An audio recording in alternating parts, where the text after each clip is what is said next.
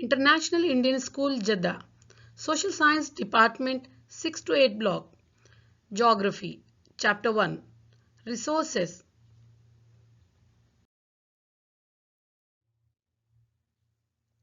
Learning objectives. In this chapter, we will learn the definition of natural resources. We distinguish between different types of natural resources. Here we understand the role of human resources in the development of nation's economy. We learn about the importance of conserving resources and sustainable development. Let us see the definition of a resource. Anything that can be used to satisfy our need is a resource. Examples: the water we drink when we are thirsty, the electricity we use in our house, the textbook we use to study. Here, water, electricity, and textbook have something in common.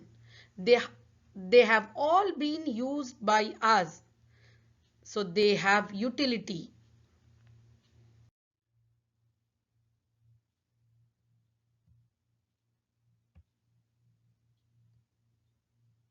Utility or usability is what makes an object or substance a resource.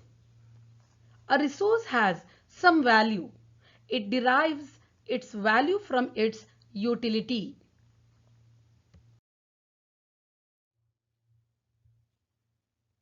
Value means worth.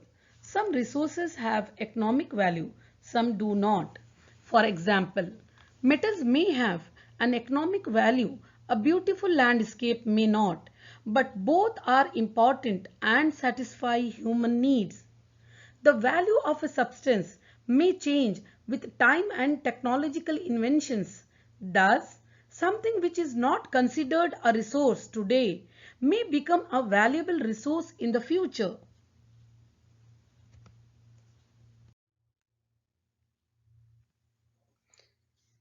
We will find out how does something become a resource. Time and technology are two important factors that can change substance into resource. Types of resources. Resources are broadly classified into three categories. First, natural resources. Second, human-made resources. The third, human resources.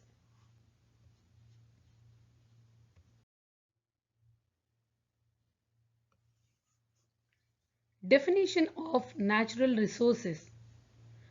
Resources that are drawn from nature and used without much modification are called natural resources. Examples: the air we breathe,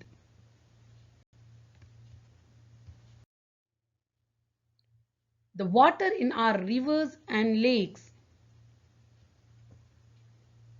the soil, minerals are all natural resources. Many of these resources are free gifts of nature and can be used directly. In some cases, tools and technology may be needed to use a natural resource in the best possible way.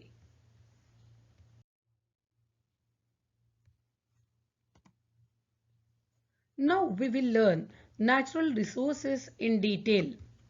Natural resources are classified into different groups depending upon their level of development and use.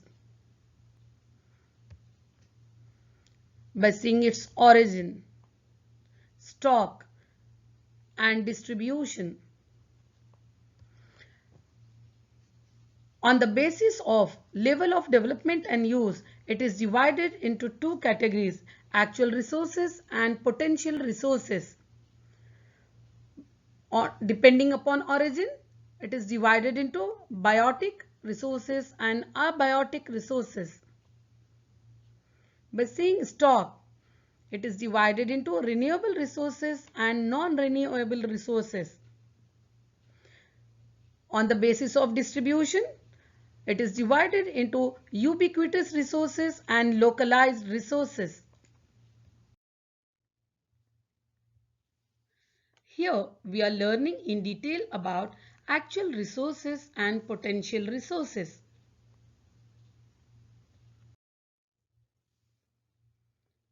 Actual resources. Actual resources are those resources whose quantity is known. These resources are being used in the present, such as the rich deposits of coal in Ruhr region of Germany, petroleum in the West Asia, the dark soil of Deccan Plateau in Maharashtra. We know that a part of Maharashtra is covered in black soil that is ideal for cotton cultivation, and we utilize this benefit.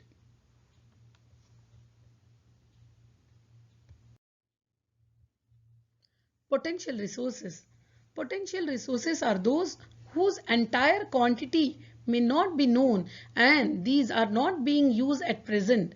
These resources could be used in the future, such as the uranium found in Ladakh is an example of potential resources that could be used in future. High speed winds. High speed winds were a potential resource 200 years ago, but today they are an actual resources. Wind farms generate energy using windmills like in Netherlands and in Nagarcoil in Tamil Nadu and on the Gujarat coast. On the basis of origin, natural resources can be divided into biotic resources and abiotic resources. Biotic. The resources which are living are called biotic resources like plants and animals.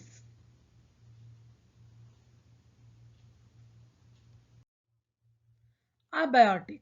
The resources which are non-living are called abiotic resources like soil, rocks and minerals.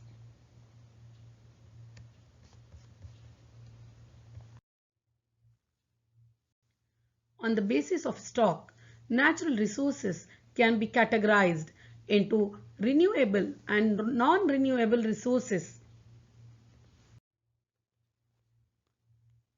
Renewable resources are those which get renewed or replenished quickly. Some of these are unlimited and are not affected by human activities such as solar and wind energy. Yet, careless use of certain renewable resources like water, soil, and forest can affect their stock.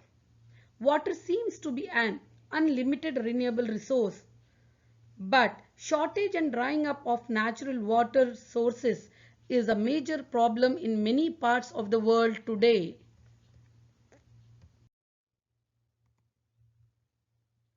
Non-renewable resources are those which have a limited stock. Once the stocks are exhausted, it may take thousands of years to be renewed or replenished. Since this period is much more than human lifespans, such resources are considered non-renewable. Coal, petroleum, and natural gas are some examples.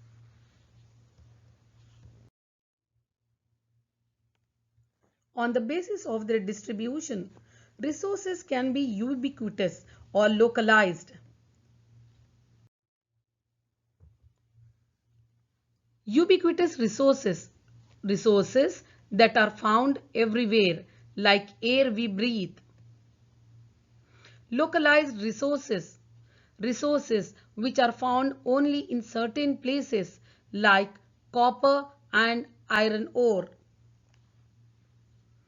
The distribution of natural resources depends upon number of physical factors like terrain, climate, and altitude.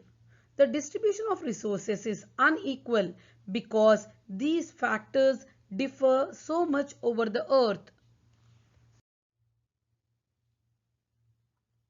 Just now we have learned natural resources in detail. Now we will move to the second major category of resources, that is human-made resources.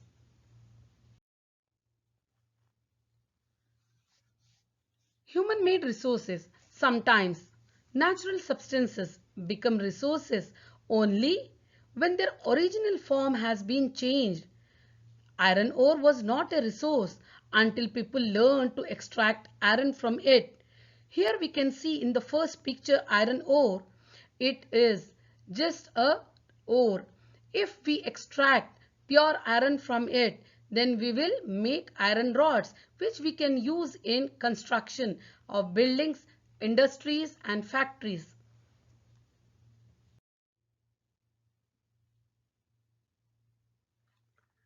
Other examples of human-made resources are buildings, bridges and roads, machinery and vehicles. Technology is also a human-made resource.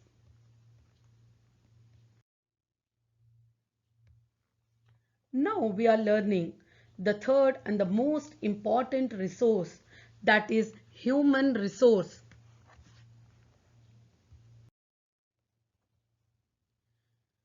Human resources. People can make the best use of nature to create more resources when they have the knowledge, skill and the technology to do so. That is why human beings are a special resource. We can see here some of the examples like an engineer, a doctor, a teacher or a manager. People are human resources. Education and health help in making people a valuable resource, improving the quality of people's skills so that they are able to create more resources is known as human resource development. Do you know, students, the government of India has a Ministry of Human Resource Development. The ministry was created in 1985 with an aim to improve people's skills. This just shows how important people are as a resource for the country.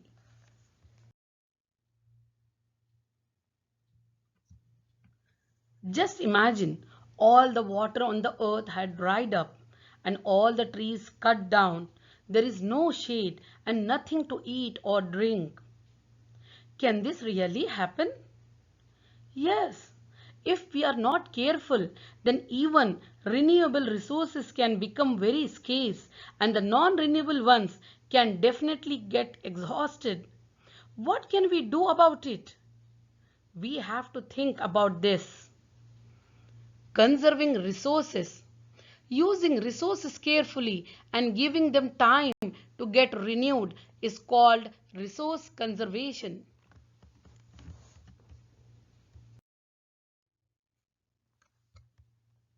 Sustainable development.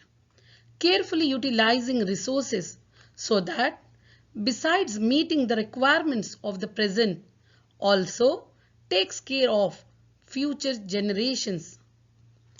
Careful and balanced use of resources is necessary for protecting our environment. This is part of resource conservation and sustainable development. Reduce, reuse and recycle, or the policy of 3 Rs, help us conserve resources for our future generation.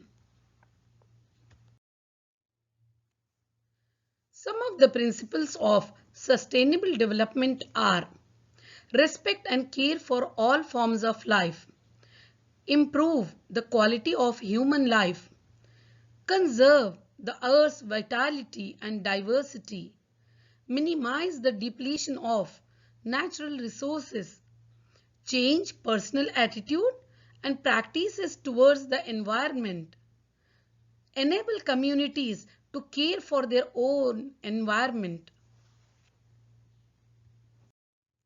Students, I hope you understood the chapter resources well and learned the importance of the resources. I expect you will apply the principles of sustainable development in your day-to-day life to conserve resources. All the best.